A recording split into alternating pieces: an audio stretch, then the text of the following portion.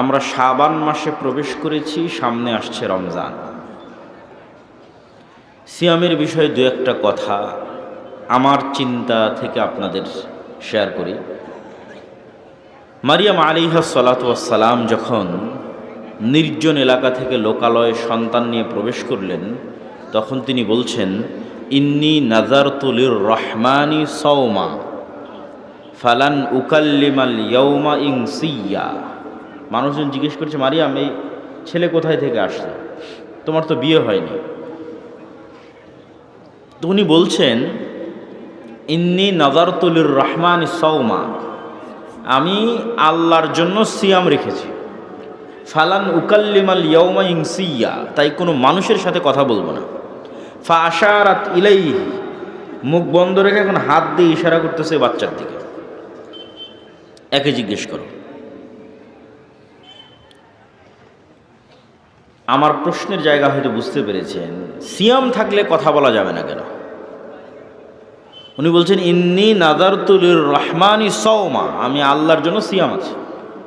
ফালান উকাল্লিমাল ইয়াউমা ইনসিয়্যা, এই জন্য কোনো মানুষের সাথে কথা বলবো না।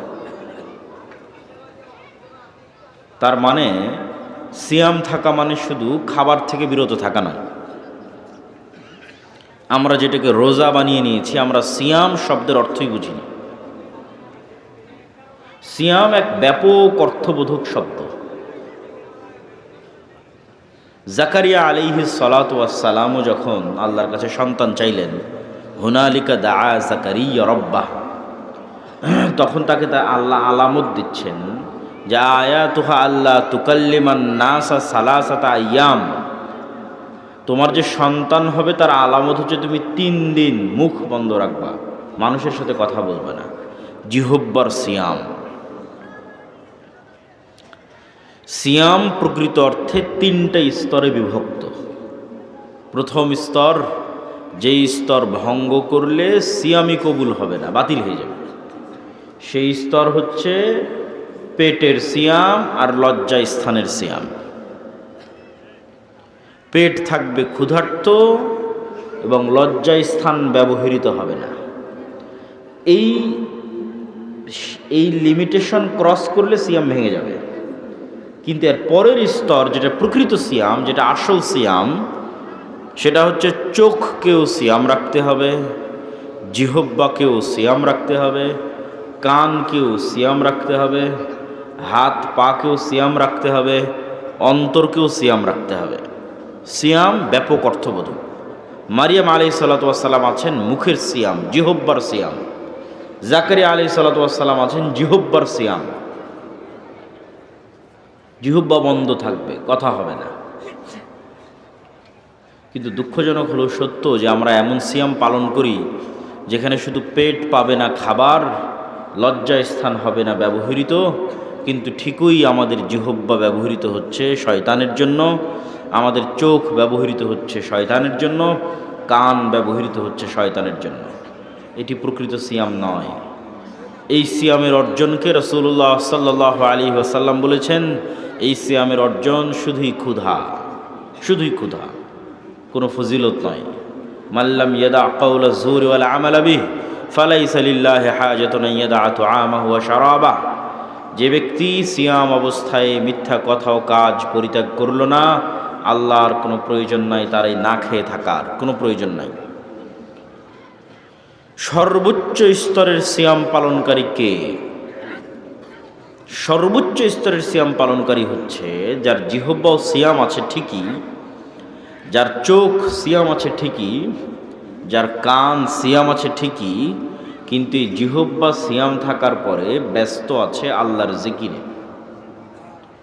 জিহব্বা সিয়াম পালন করছে কিভাবে? গীবতে নাই, অপবাদে নাই, হাসি মজাকে নাই, গালিগালাজে নাই, অপ্রয়োজনীয় কথায় নাই। এটাই জিহব্বার সিয়াম, যেটা জাকারিয়া আলাইহিস সালাতু ওয়াস সালামকে আল্লাহ বলেছেন, যেটা মারিয়াম আলাইহিস সালাতু ওয়াস সালামকে আল্লাহ বলেছেন, ইন্নী নাযারতু লির রহমানি সাওমা।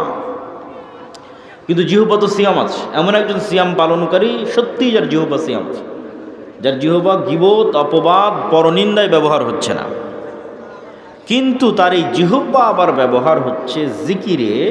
ঠিক জাকারিয়া আলাইহিস সালাতু ওয়াস সালামকে আল্লাহ যেমন বললেন যে তুমি 3 দিন চুপ থাকবা, কিন্তু এই 3 দিন তোমার কাজ হচ্ছে সকাল সন্ধ্যায় আল্লাহর জিকির করবা।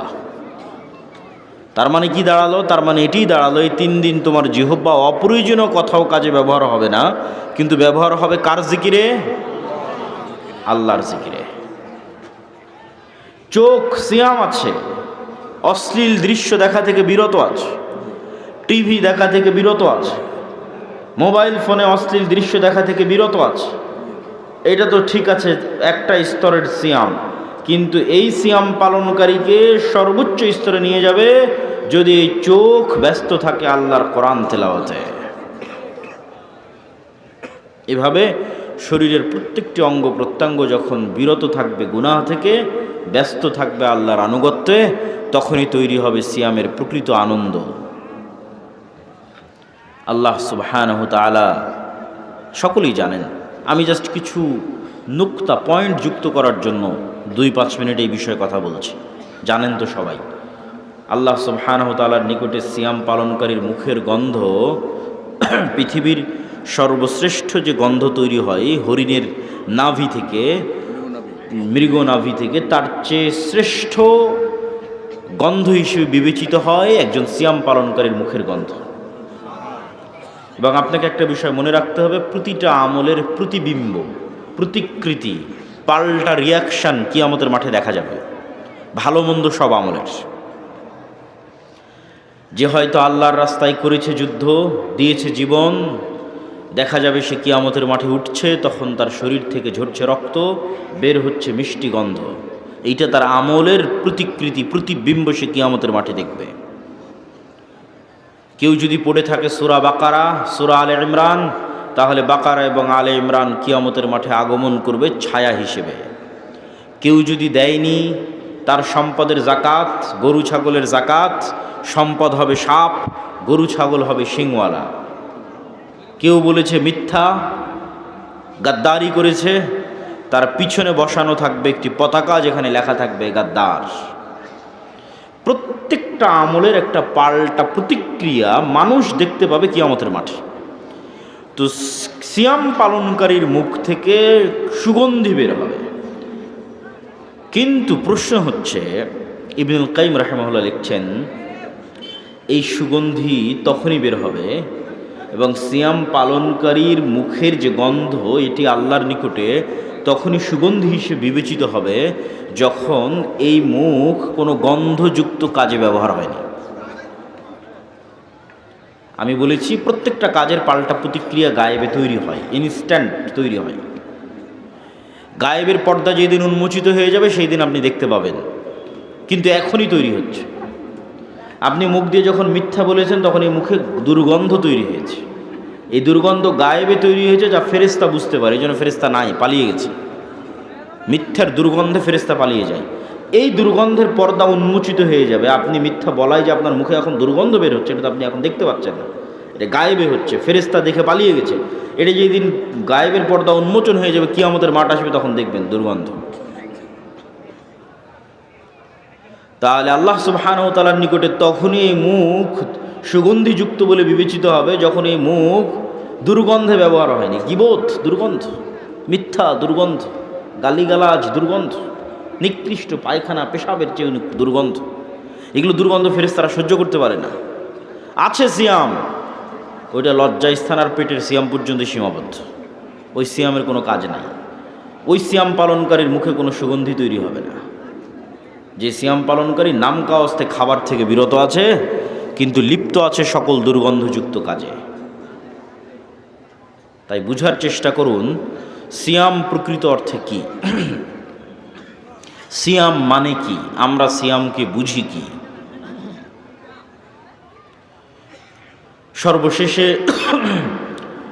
সিয়াম বিষয়ে আপনাদের উদ্দেশ্যে এটি বলতে চাই যে সিয়াম গুনাহ মাপের একটি রাস্তা, কাফফারা। আল্লাহ সুবহানাহু তাআলা মানুষের গুনাহ মাফ হওয়ার যত সিস্টেম দিয়েছেন, তা শুরু হয় টাকা দিয়ে, শেষ হয় সিয়াম দিয়ে। যে কোনো আপনি আমল উঠিয়ে দেখেন যেখানে গুনাহ হয়েছে আর দুনিয়াতে কাফফারার ব্যবস্থা করা আছে। মিলিয়ে নিতে পারেন আমার আজকের বক্তব্য শেষ করে। কসম ভঙ্গের কাফারা, জেহারের কাফারা, তারপরে হচ্ছে হজ বা উমরাইয়ে কোনো ভুল হলো সেটার কাফারা, যত রকমের কাফারা আছে। দিনের বেলা স্ত্রীর সাথে সাংসারিক জীবনে গেছে তার কাফারা। এই যে গুনাহ, এই গুনাহ মাফের রাস্তা শুরু হয় টাকা দিয়ে। হজ উমরাইয়ে কোনো ভুল ত্রুটি হয়েছে, কোনো কিছু ছুটে গেছে, দম দাও, খাসি দুম্বা কুরবানি করো, টাকা লাগবে। টাকা নাই, সিয়াম পালন করো। প্রত্যেকটা জায়গায় টাকা নাই, সিয়াম পালন করো।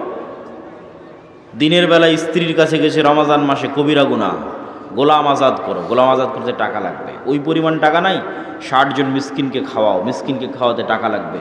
এই পরিমাণও টাকা নাই, তো সিয়াম পালন করো।